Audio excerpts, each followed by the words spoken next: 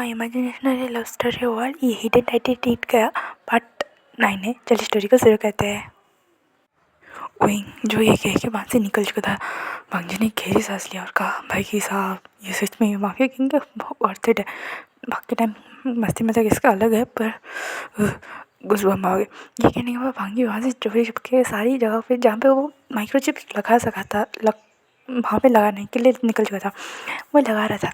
तभी पीछे से उसे लगा कोई है, वहीं पे रुक गया और एक्टिंग करने लगा कि वो कुछ ढूंढ रहा है वहाँ पे।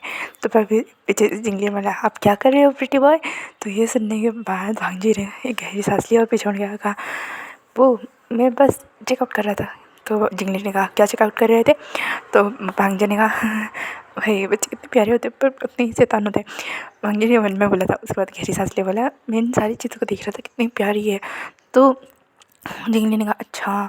तो भांजी ने कहा, वैसे आप यहाँ पे क्या कर रहे हो। तो जिंगली ने कहा, भूख लगी थी, दोपहर को कुछ खाया नहीं, शाम को के वक्त मजाक मस्ती करने के चक्कर में भूल गया खाना खाना, भूख लगी है। तो ये सुनने के बाद भांजी ने कहा, क्या खाओगे। तो जिंगली ने कहा, कुछ भी। तो भांजी नीचे आया और सोचा, भाई हम तो बैचलर ठहरे, हमें तो सिर्फ ब्रामीन ऑमलेट और सैंडविच बनाया जाता है। ऐसा नहीं है कि हाँ ये लोग खाना वगैरह बनाते नहीं, पर हाँ कितने नहीं काम चलाओ टाइप बैंकिंग बनाती है, पर हाँ वो भी कभी कभी कहते हैं ना बहुत टाइम के बाद एक बार खाना, और वो खाना देखने के बाद सबका भूख भी मर जाता है। इसलिए बहुत ज़्यादातर बाहर ही खाना खाते हैं, और नहीं तो घर पे जो सैंडविच रामेन और ऑमलेट ही उनका चलता है, एग बॉइलिंग ऐसा ही कुछ, मतलब रुका सूखा, पर प्रॉपर मील कुछ नहीं खाते। तो भांजी ने कहा, देखा आसपास, उसने कहा रामेन खाओगे। तो जिंगली ने कहा, हाँ हाँ बिल्कुल क्यों नहीं। तो भांजी धीरे से आराम से रामेन बनाने लगा। भाई जिंगली उसकी कुकिंग, मतलब उसकी कुकिंग की कटिंग स्टाइल देख के वही उसे लगा था कि इस गगा को कुछ नहीं आता है, इस प्रीटी बॉय को कुछ नहीं आता है, कुछ भी नहीं। जिंगली ने गहरी सांस लिया, पर भांजी ने जैसे तैसे करके टेस्टी रामेन बना ही लिया था। जिंगली ने कहा, आपको कुकिंग नहीं आती। तो भांजी ने कहा, तुम्हें कैसे पता। तो जिंगली ने कहा, आपकी वेजिटेबल कटिंग के स्टाइल से पता चला। और भांजी सोच रहा था, भाई ये वेजिटेबल कटिंग के लिए तोड़ना है, ये तो इंसानों को काटने के लिए। तो भांजी ने कहा, खाओ। इसके बाद भांजी और जिंगली खाना एंजॉय कर रहे थे। तभी जिंगली ने बोला, वैसे प्रीटी बॉय आप मुझे देखने के बाद कुछ पूछना चाहते हैं, ऐसा मुझे लग रहा है। भांगी हुई भाई शौक की, हाँ भाई इनके घर में सारी जगह जासूस है टाइप की सिचुएशन। भांजी ने कहा, वो एक्चुअल में मुझे पूछना था तुम्हारा पूरा नाम क्या है। तो जिंगली ने कहा, लान जिंगली। तो भांजी ने कहा, तुम लांसचन और यानली मतलब एनली। तो जिंगली ने, हाँ हाँ मैं उनका ही लांसचन सर और यानली मैम का ही बेटा हूँ। इतना हुआ था कि नहीं, पीछे से भागी एक डी बन डरावनी, भाई तुम दोनों यहाँ पे क्या करो, और तुम्हें मैंने बोला था ना इससे दूर रह निकले। तभी भांजी भाई उसके बॉडी में घुस गया, और जिंगली जो डर गया था वो मतलब उसे जंक फूड बाहर का मना है, फिर भी कभी कभी वो मस्ती मजाक में खा देता है, तो उसने छुपा लिया सब कुछ। जिंगली ने, अंकल। तो विंग ने कहा, यहाँ से जाओ जिंगली। तो जिंगली कुछ नहीं बोला, क्योंकि हाँ भैया अब उसे विंग अपने विंग अंकल से डर लग रहा था। तो वो जिंगली वहाँ से चला गया था। तो विंग भांजी के पास आया, बोला, तुम्हारी हिम्मत कैसे हुई। तो भांजी ने, बस सर बस मैं वो। तो भांजी जो अपनी क्यूट सा इनोसेंट रोल पे गया था, भांजी वो बस चला, अभी साले तुमने मुझसे ऐसे ही बात क्यों की, वो फोड़ दे। पर अभी के लिए अपने मिशन को ऊपर फोकस करना है और उसे फेल तो बिल्कुल होने नहीं देना है। तो इन्होंने कहा, तुम मैंने कुछ पूछा क्या, मेरी फैमिली में कुछ चाहते हो मेरे थ्रू। तो भांजी ने कहा, सर आप गलत समझ रहे। तो इन्हें, हाँ गलत, तुम जैसे को मैं अच्छे से जानता हूँ, तुम लड़का देखते अमीर घर देखते नहीं हो कि। तो भांजी ने कहा, सर। तो इन्हें बुरा लगा, मैंने तुम्हें बोला था कि मेरी फैमिली में से दूर रहना, तो तुम यहाँ पे क्या कर रहे हो। तो भांजी ने, बहुत सर मैं। तो इन्हें देखा, ओ भूख लगी थी या फिर घर देख के तुम्हारा मन डर गया। तो भांजी ने कहा, सर।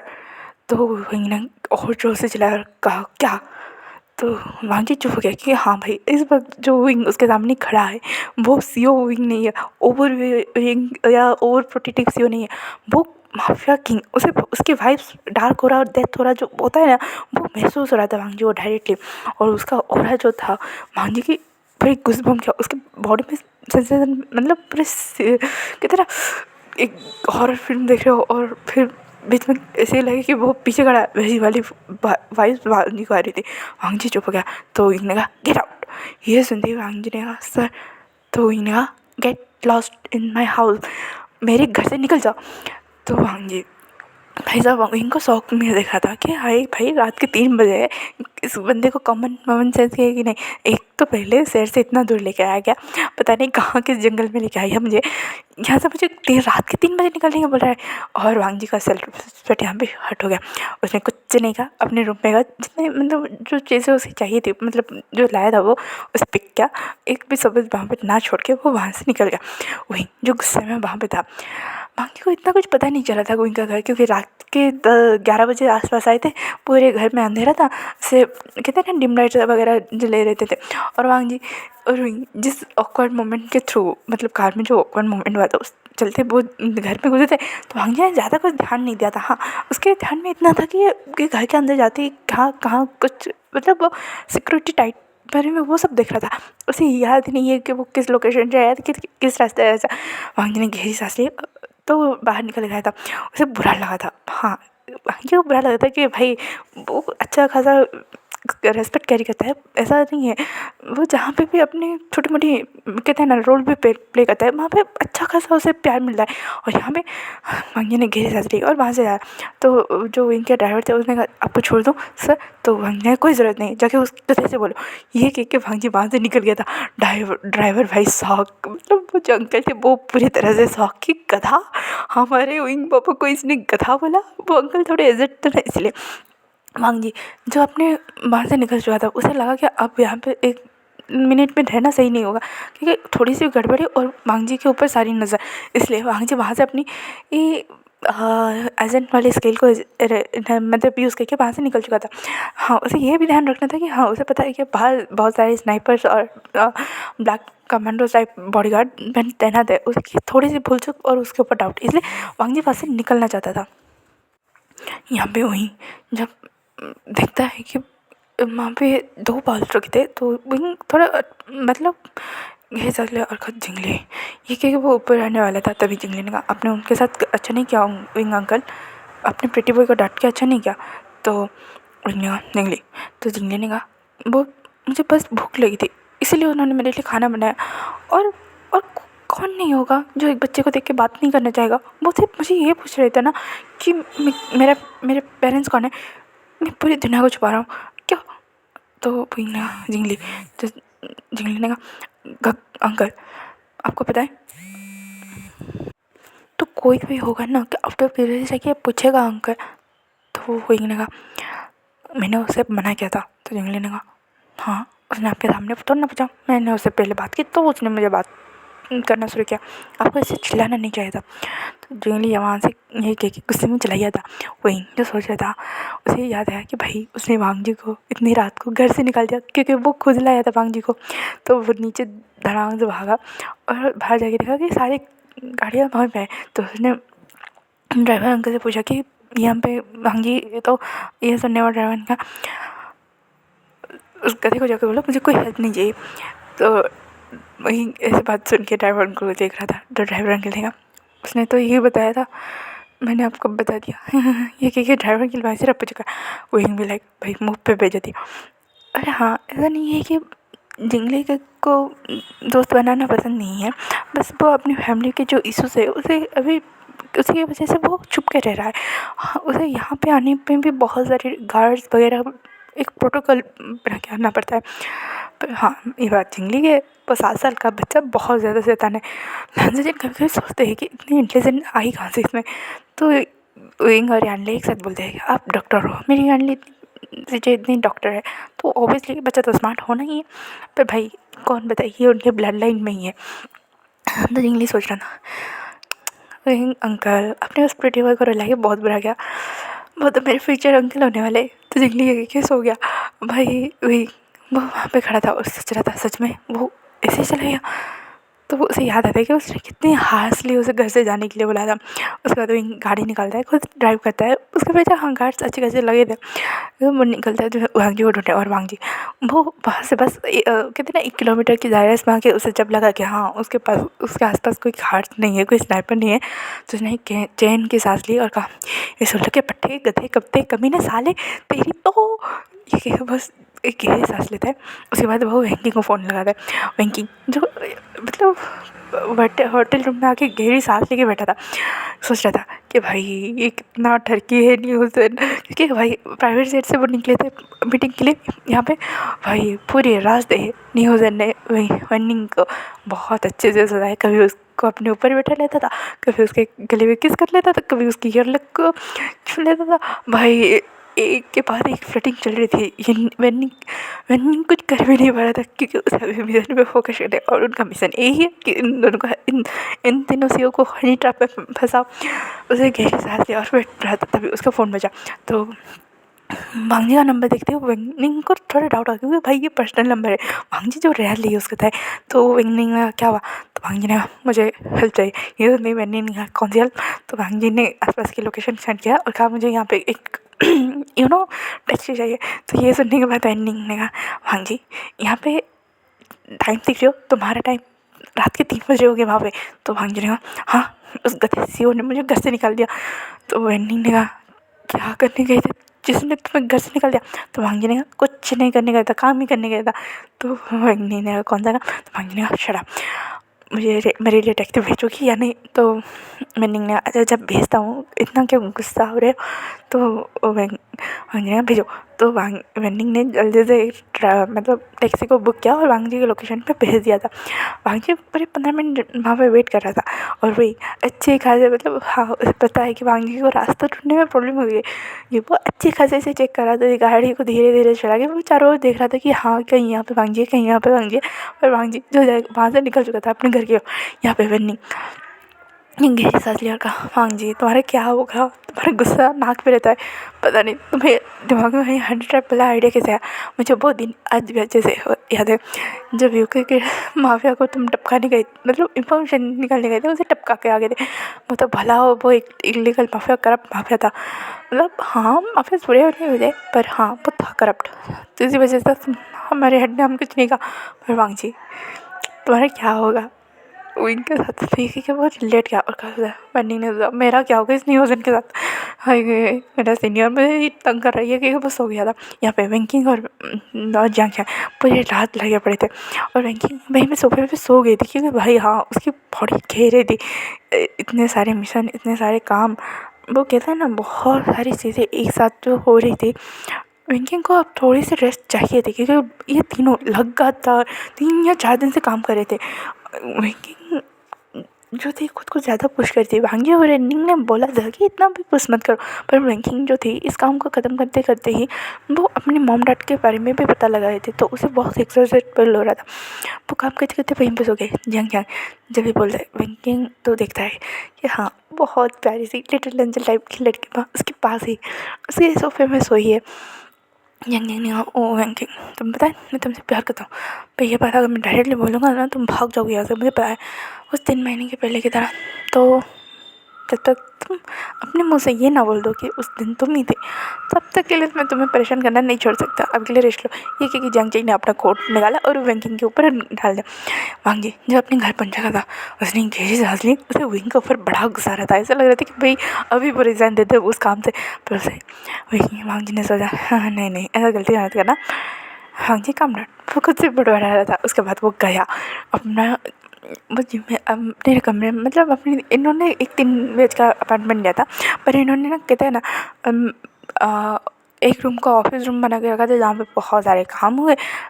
ये लोग लिविंग रूम को कहते हैं क्या कहते हैं सोने के लिए बना के रखा था। विंगिंग का एक पर्सनल रूम था क्योंकि वो लड़की थी इसलिए। बाकी किचन एरिया और एक इन्होंने जिम एरिया, क्योंकि भाई फिटनेस भी ज़रूरी है। और वांगजी ने जिम एरिया का जो होता है ना पुल किया, तो क्या सामने से बैगा उससे इतना गुस्सा आ रहा था। वो दे धड़ाधड़ पंच मारे जा रहा था और बस सामने वो सैंड बैग को इमेजिन नहीं कर रहा था, वो विंग को इमेजिन कर रहा था और लगाए जा रहा था पंचेस। एक दो मतलब करीब 1 घंटे के बाद वो सैंड बैग से मिट्टी निकलना शुरू हो गया था और वांगजी ने एक गहरी सांस ली और वहाँ पे बैठ गया था। यहाँ पे दूसरी ओर विंग जो भांजी को ढूंढता है और उसे तब पता चला कि भांजी वहाँ पर नहीं है। उसे बहुत बुरा लगा और वो घर लौट चुका था। घर आते ही उसने थोड़े से अपने माफिया पर देखे और उसके बाद वो सो गया था।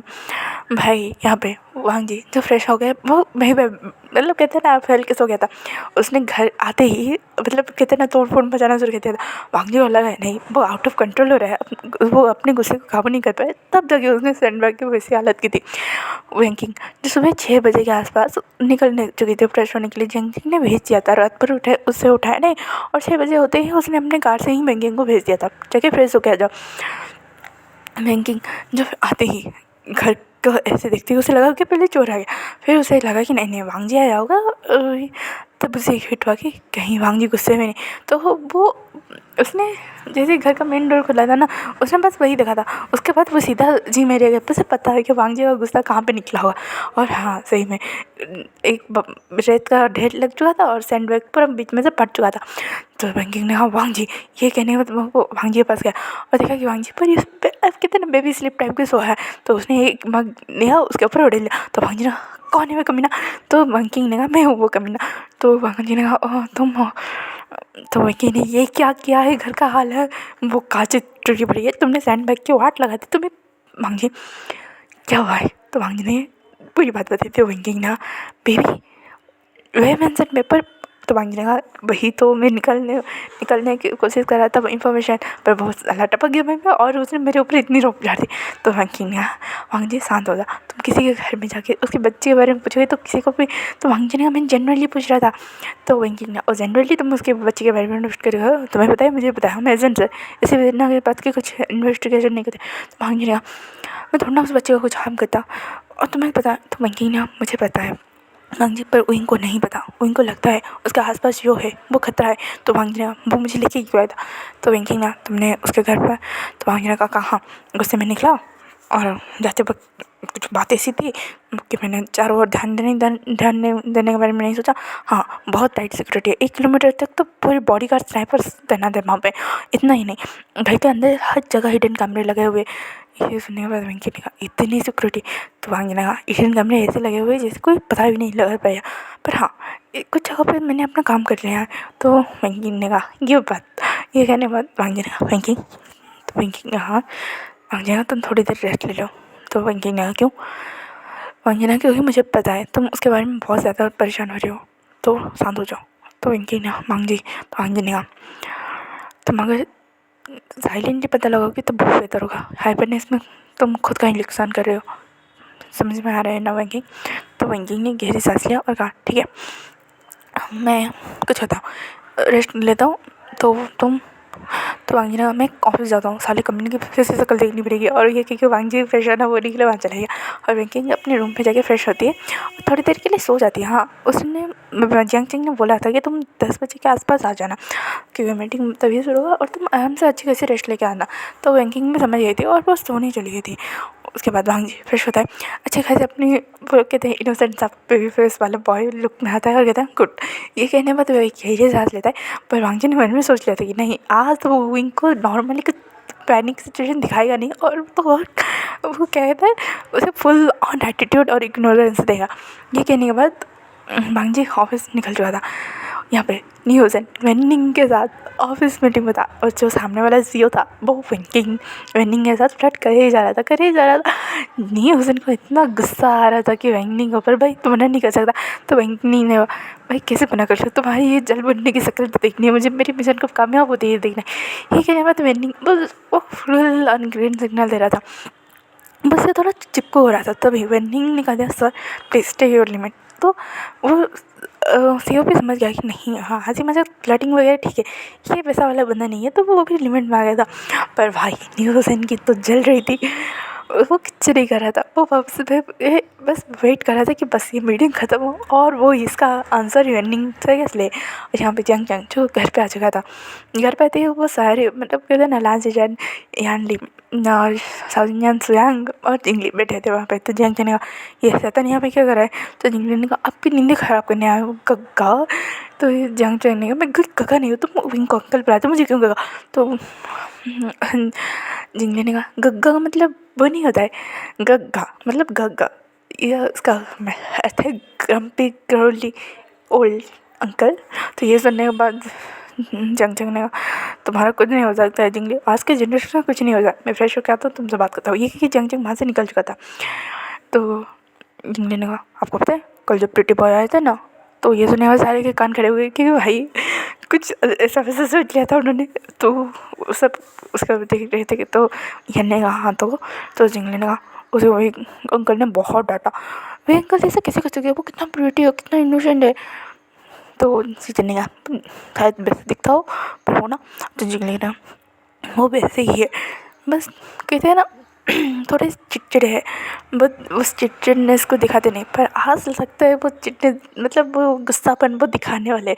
तो ये सुनते यानी ने कहा मतलब, तो जिंगली ने कल रात की सारी बात बता दी। जब जिंगली ने कहा क्या वही ऐसा कैसे कर सकता है, अपने 90 किसी एम्प्लॉय का घर रहता है और आज रात को कैसे निकल, उसके बेसिक मैनर कहाँ हैं। तो सुयंग और सचिन एक साथ बोलते वो बेसिक मैनर की बात कर रहे हो जियांगचिंग। तो जिंगली ने फॉरगेट इट। उसके बाद उन सब ने ब्रेकफास्ट किया और कहा वहाँ से जिंगली निकल चुका था। यानी ने उसे फिर से भेज दिया था क्योंकि हाँ सिक्योरिटी रीज़न की वजह से उसे वापस भेजना पड़ा था। तभी जंक्शन ने तो क्या ख्याल है, तो सुयंग ने कहा मैं तो घर बैठे बैठे ही उसके उसके इस बिहेवियर का मज़ा लेने वाला हूँ। तो ये कहने में सारे हंसने लगे क्योंकि हाँ आप वो इनके ऊपर नज़र रखने वाले लांच करने का। वैसे भी आज मेरी छुट्टी है, कल के बड़े ऑपरेशन के बाद छुट्टी बनती है। तो यानी ने कहा और मेरा तो ऑपरेशन कोई नहीं है, 2-3 है, वो भी दोपहर के बाद, मैं तब जाके देख लूँगा। आज तो इनकी वाट लग गई बहुत लाइव टेलीकास्ट पकवान के साथ लिखे क्या क्या ख्याल है। तो सब ने एक साथ बोला हाँ जंग ना हाँ, पर मुझे काम है मैं निकलता हूँ, 10 बजे मीटिंग है। तो ये कहने के बाद यानी ने कहा अरे 10 बजे है ना, अभी 9 बजे, 1 घंटे के अंदर तो कुछ तो करना होगा, तब तक देख लो। तो जंकी ने अच्छा ठीक है, ये एक बहुत सारे मस्ती मजाक में सारे मतलब सैंग ने लैपटॉप ऑन किया और टीवी के साथ कनेक्ट किया। तो आज का पार्ट यहीं पर खत्म होते। फिर मिलेंगे कल के पार्ट में। Thank you for watching. Comment करो, लाइक करो, शेयर करो। Thanks for watching. Bye bye cuties and स्वीटीज।